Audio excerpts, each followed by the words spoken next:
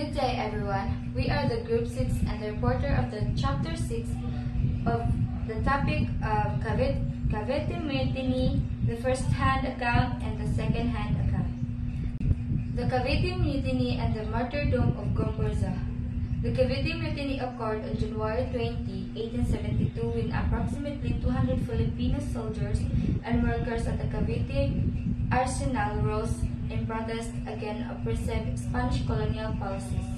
Although the uprising was swiftly suppressed, the Spanish authorities used it as a pretext to target Filipino reformists, leading to the execution of the three Filipino priests, which is Mariano Gomez, Jose Burgos, and Jacinto Zamora, collectively known as Gomburza. Ang Cavite Mutiny daw is ang pag-aaklas sa Cavite na kilala rin sa Tagalog bilang Muten di Cavite ay isang pag-aalsa ng mga Pilipinong tauhan ng militar sa Fort San Felipe sa Cavite noong Enero 20, 1872. Humigit kumulang 200 lokal na recruit na sundalo at manggagawa ang sumabak sa pag-aalsa dahil sa paniniwalang ito ay magiging isang pambansang pag-aalsa. Ngunit nabigo ang pag-aaklas at marami sa mga kalahok ang pinatay ng mga sundalong Espanyol. Ito ay nagsilbing simula ng pagsugpo sa lumalagong kilusang nasyonalismo sa Pilipinas. Gomburza were prominent advocates for the rights of native Filipino clergy. They led the secularization movement, which sought to replace Spanish friars with Filipino priests in parish assignments.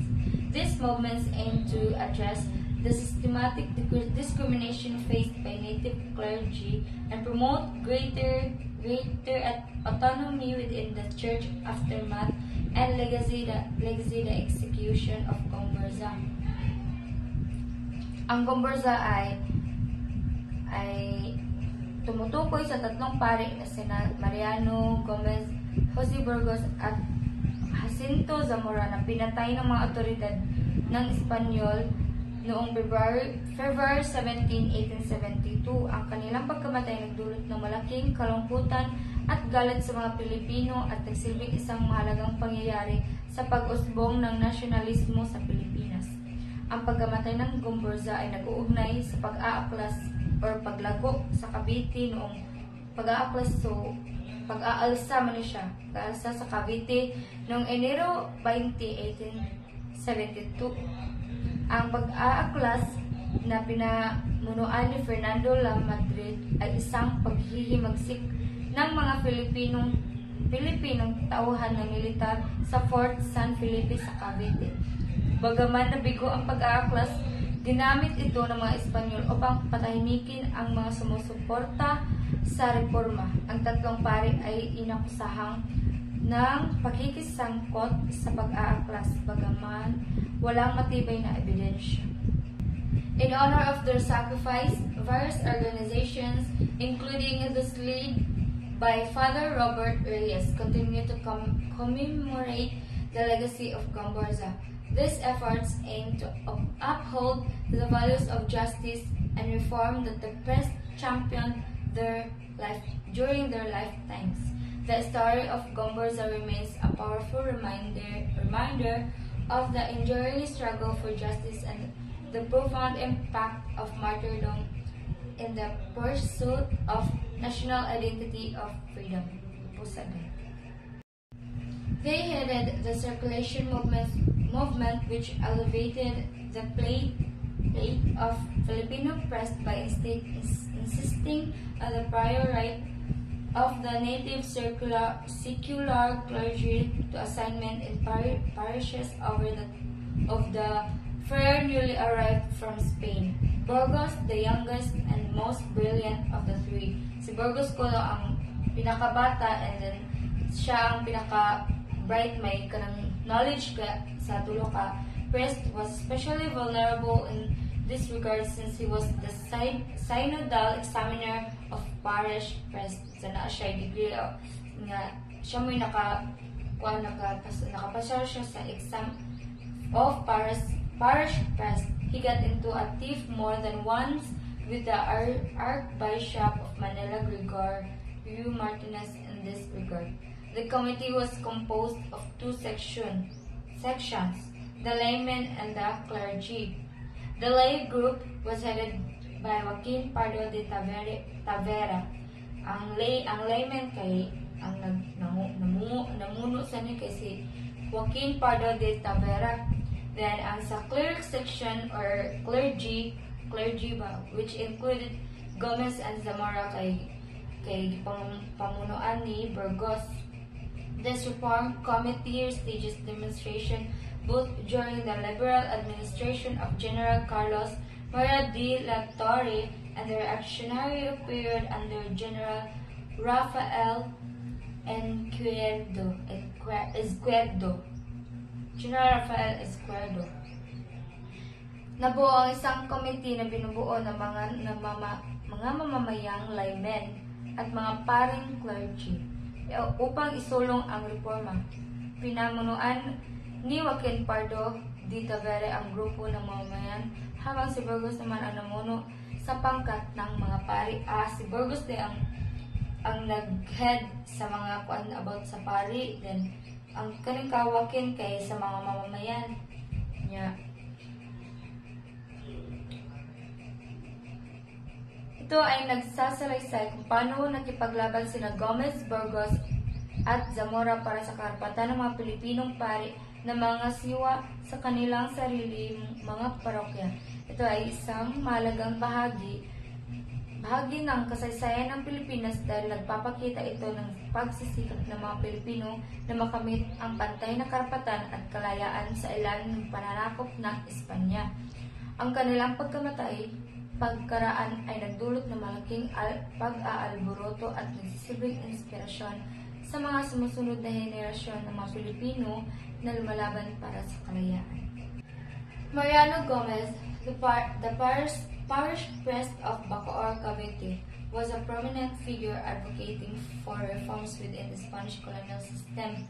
He founded the newspaper La Verdad, The Truth, the highlights of the country's deplorable condition, and to publish liberal articles by Jose Burgos, another reformist press. This publication played a significant role in voicing the concerns of the native clergy of promoting secularization. John N. Comaker, in his article The Cavite Mutiny Toward a Definitive History, challenges the traditional narrative that attributes the mutiny solely to local grievance and implicates the friars as instigators.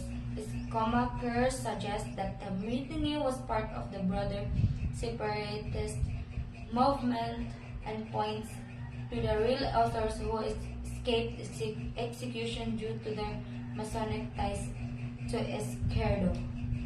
First-hand accounts, 1872 Cavite Mutiny was a pivotal event in Philippine history, marked by a series of first-hand accounts that offer varying perspective in its causes and implication. So, kuan din siya nga year, di kuan ang first-hand account sa Cavite Mutiny 1872 din. Kuano din ang first-hand account po kay in Philippines history for available insight into past events through the perspective or witness and participants. Jose Montero Vidal's account. Montero Vidal, a Spanish official in Manila, provides a comprehensive account of the mutiny, portraying it as a coordinated revolt led by Filipino priests and journalists associated in Manila and Cavite. So kanipod si Montero Vidal kay usa po na siya ka official Spanish sa Manila. Then provides a comprehensive account in the mutiny, portraying it as a coordinated revolt na nag-coordinate po siya sa magkuan sa kanang mga pari, mga Pilipino nga pari. Dayon and they lay associate in Manila nato sa Manila o sa Cavite. According to Montero, the insurgent aimed to assassinate the Governor General and orchestrate a widespread massacre of Spaniards. His narratives aligns with the official Spanish interpretation, emphasizing a perceived threat to colonial rule. Published in 1895, Montero's account contributes to the nationalist discourse of the time. So, according to ni Montero, kay ang kanang mga kwan daw, kanang mga rebelde, mga insurgent kuno kay nag-aim kuno sila nga masnate sa kuan sa Governor General o sa orchestrate, then with spread massacre of Spaniards. Then gi-publish ang kuano kay publish in 1895 ko sa kuan na Montero's account contributes to national discourse at time. O katulad nga kuan tayo ang account ni Montero's kanang gi-contribute sa kuan pag-publish 1895. So more to see, so mao to ang kuan ni Jose Montero is Vidal's account. So next is Antonio M. Regidor's perspective. Offers a nuanced view challenging Montero's description of Bagrant's contemporary reviewers suggest that the mutiny result from a plan devised by certain friars to eliminate reformist elements among the Filipino clergy and intelligentsia. He implicates specific friars on orchestrating the revolts to suppress calls for secularization and other reforms. However, some rigorous suggestions such as involvement of Father Casimiro Herrero, who was in Spain during the allegiance threatened the period, are questionable. This raises concerns about the accuracy of his claims. Critical evaluation of the accounts. The diversity among these accounts underscore the complexities of the Cavite mutiny. Montero's narrative aligns with the Spanish colonial perspective, emphasizing perceived threat to authority. So, ang account sa they underscore the complexities of the Cavite mutiny. Then, Regidor introduced the notion of internal conflict within the clergy, suggesting ulterior motives behind the mutiny. So kanina magkuan tay ang mga clergy suggesting ulterior motives behind the mutiny. Tavera focuses on the socio-economic ravage of the Filipino populace, while Lauche provides an outsider's view, highlighting the human aspect of the event. No? The first-hand accounts of the 1872 Cavite mutiny provide a multi-faceted understanding of the event, and reflecting the diverse viewpoint of those who witnessed or were affected by it. So ang first-hand account kay kanang ilagi kuan gid no kanang ilagid gi naong bagid nga anang ilagid gi kanang gisabot gid og maayo ang kuan sa ila event nga kuano gay para kanang makakuan kanang witness sa ang kuan sa witness sa kuan sa witness sa kuano na kanang maapektuhan ba kanang kanang stumpo sa kuan kanang naay event no na kailangan kung naay mahitabo kanang mukuan gid sila kung kisa gay kanang witness kanang kuan nga nagkakita jud ba sa kuano sa nakakuan gid sa kuan gid sa tinuod gid nga kuan ba. Then by critically analyzing these narratives, historians can piece together a more nuanced picture of the mutiny's origins, motivations, and consequences, contributing to a deeper picture of Philippine history. So, mo dito no, kung naay ka ng example, ka ng kuan, kung naay ka ng naay may tabo no niya, kanang ikaw first nakakita na ikay kanang kuan no, siyempre ikaw witness kay kanang ikaw may magatuan sa mga napag. The other contemporary writer is Felipe M. de Guvantes. It is Compendio Historic de Filipinas.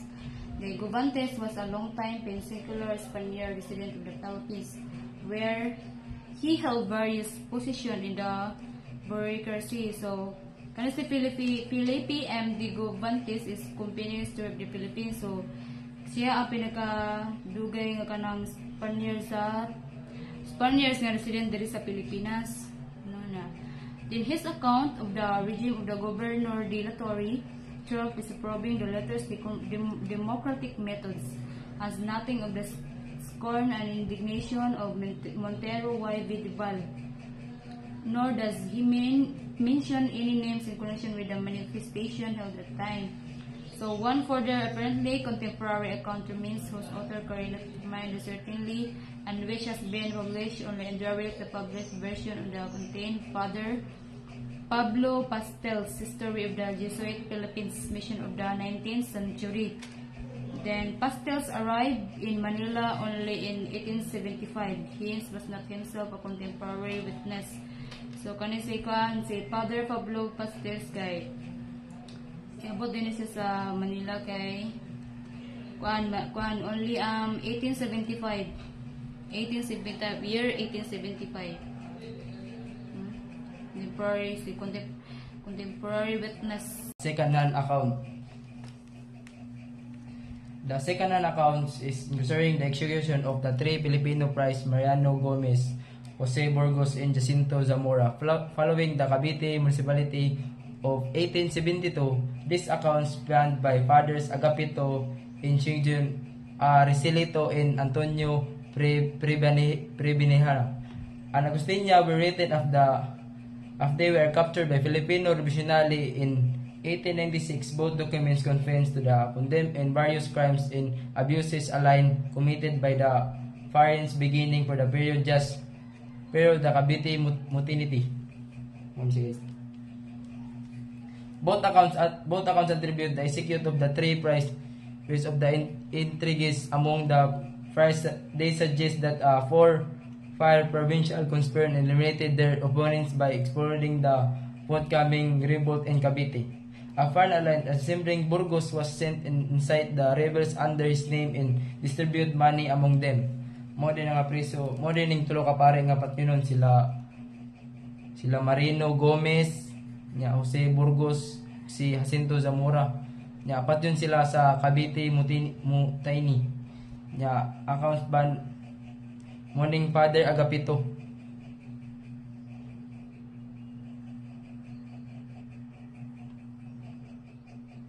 Si Fathers Agapito Inchinguyin. Now let's proceed to the Injiguyin attributes. Attributes is knowledge to the Father Capino Navarro and fellow Friar White Prebina does not disclose his shore. Regarding to the identity of the impersonate on Burgos, enjoying refers to him in Franciscan, later adding that others say was Resilto, whereas Prebin identifies him as a Father Claudio del Arcos in Roseto Paris Prize from Santa Cruz, Zambales. Si Kwanday kay enjoying ang attributes sa iyang knowledge kay Father Carpino Navarro, a few kanang farewell. Prebin does not disclose his source regarding sa identify sa mga impersonator of Burgos. The account enjoying does not name the supposed imposed of Burgos but declares him to have been a Francisca. Though he later adds the others say he was a Recolito. Na kanang ila din kuan nga adds that others say he was the Recolito day si Father Kuanday in Chiguyin. The account in Pre-Nabiha, on the other hand, attributes to the death of the Father Caudidel Arcos, whom is that not further identified, but who was actually recorded Paris Prize of the Santa Cruz, Zambales. Kanina si ang account ni Father Pernabiha kay na-attribute ni pagkapatay ni Father Claudidel sa Arcos niya, na-identify siya. Pero dili pa siya kanang Recolito nga Paris ato sa Santa Cruz, Zambales. Sabdara gi. Evaluate the reliability of the two accounts concerning the 1872 Cavite Mutiny written by Fathers Agapito Injiguyin and Antonio Perniva. Both documents that containing detailed personal information are deemed unreliable due to the author's circumstances and personnel who endured torture under the revolutionary raider Marino Alvarez before their execution under the Andres Bonifacio orders. Their repeated assertion of speaking fairly and truthfully are viewed skeptically by historians suggest this confession were extracted under duress. Kaning pagkuana ni pagsuat sa tulo ka kanang Recoletos ani sila Father Agapito Injagin og Inchiguyin in Antonio Pernabiha. Ang kaning ilang mga documents kay nag-contain og detailed personal information. Kuning unreliable pa ilang mga na buhat nga mga kuan about sa pari. Isender ni namo niya ang kanang panani PowerPoint nya. Additionally, the process refers accounts by Trinidad H. Pardo de Tavera and Pedro Paterno, which, while is not effectively labeled as a second hand, like originate from such a source.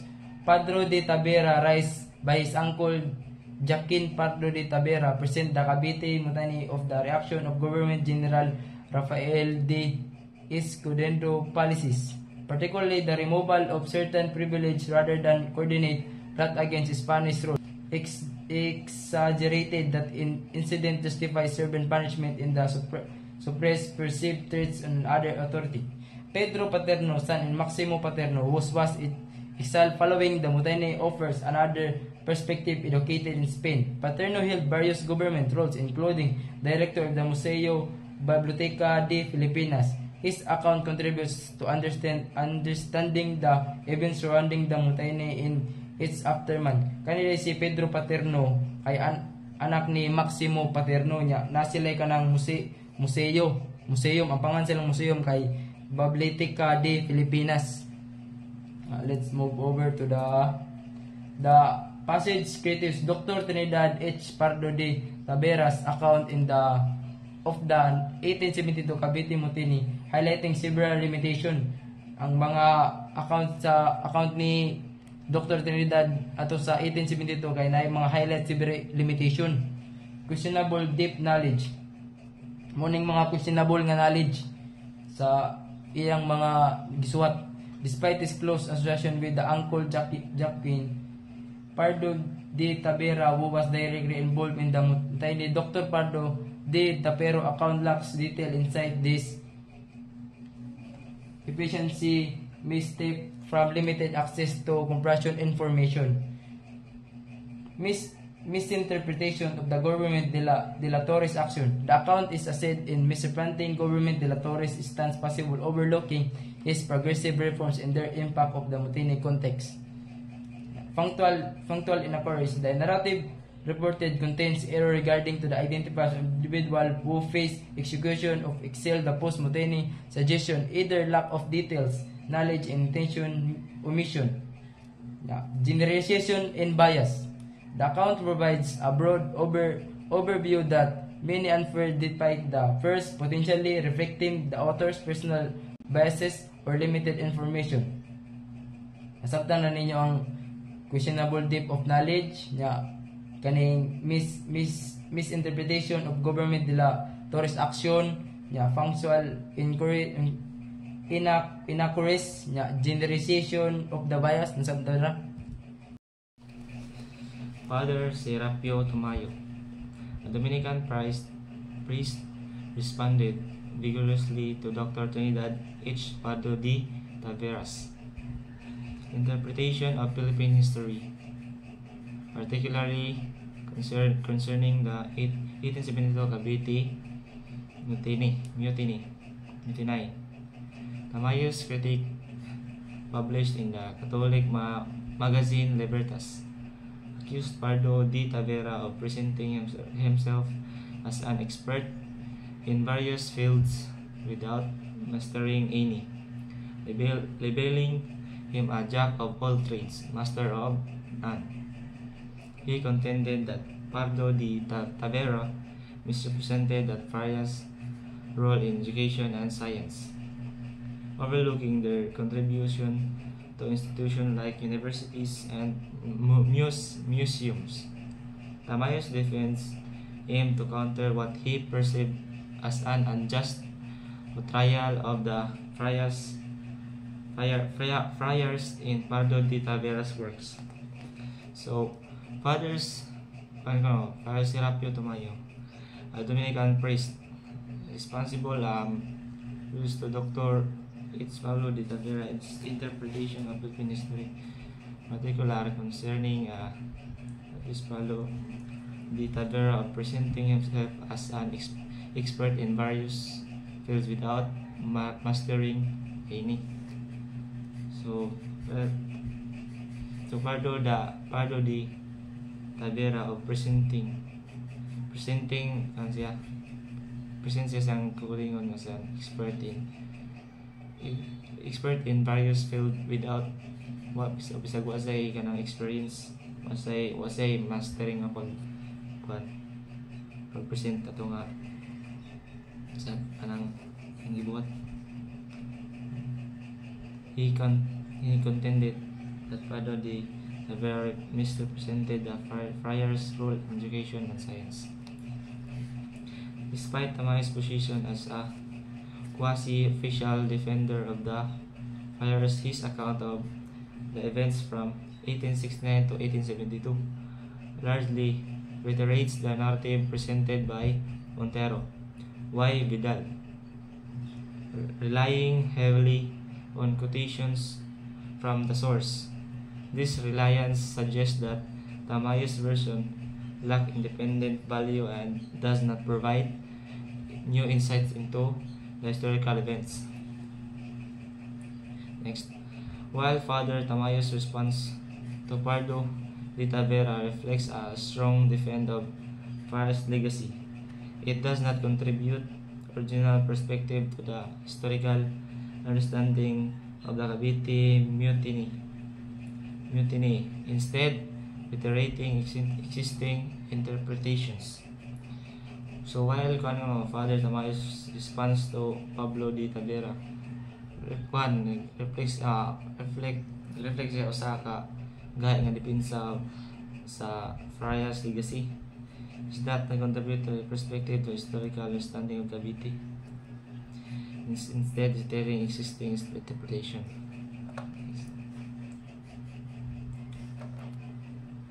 Pedro Paterno is considered a potential second-hand source of the event of 1872 due his father Maximus' deportation to the Marianas that year. Due to his father Maximus' deportation in Marianas nga tuiga. So Paterno himself was studying in Spain at the time, as is not regarded a reliable historian. Most of historical works, especially on the pre-Hispanic Philippines. In his final publication, Synopsis de la Historia de Filipinas, Paterno briefly mentioned the 1872 Cavite mutiny, claiming it was merely a military mutiny exaggerated by friars into insurrection. Next, he argues that all 19th century revolts were reformist, not separatist. However, his claims are unsupported by factual evidence. The work is largely self-promotional, filled with inaccuracies, and present Paterno as a central figure in Philippines nationalism. As an assertion undermined by historical errors that compromise his credibility. So, in 19th century, they both were reformist. Dili siya separatist. So, however, his claims are unsupported by factual evidence and self-promotional and filled with inaccuracies and a pamphlet dated January 29, 1897, addressed to the American Consul General in Hong Kong. Was signed by Jose M. Basa and Doroteo Poros and A. J. Medina. These documents criticize Spanish abuses in the Philippines and urge American intervention to host Spanish rule, offering concessions in returning. It repeats the claim that the 1872 execution and exiles result from prior conspiracies and government bravery. Especially mention Rito Friar from Zambales impersonating Father Jose Burgos to incite the revolt. Given the pamphlets intent to persuade the American consul or serve as propaganda, its historical reliability is questionable. Basa history of disseminating anti-friar propaganda, sometimes based on dubious information, further undermines the pamphlet credibility. Notably,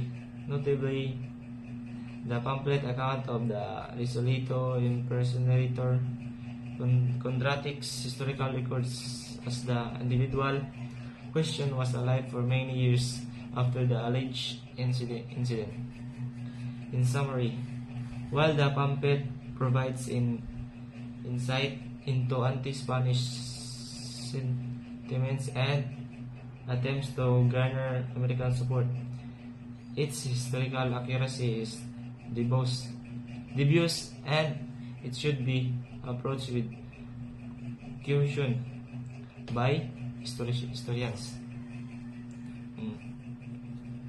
So, pamphlet din date sa January 29, 1897. Pamphlet dated address at American Consul in Hong Kong. Limitation: these numerous citizens Spanish abused in Philippines and urged American intervention to host Spanish rules, and given pamphlet into the persuade the American consul or serve as a propaganda. Its historical ability is questionable. While pamphlet provides insight into anti-Spanish sentiments and attempts to garner American support, its historical is dubious, and it should be approached with caution and by historicals. So that's all, and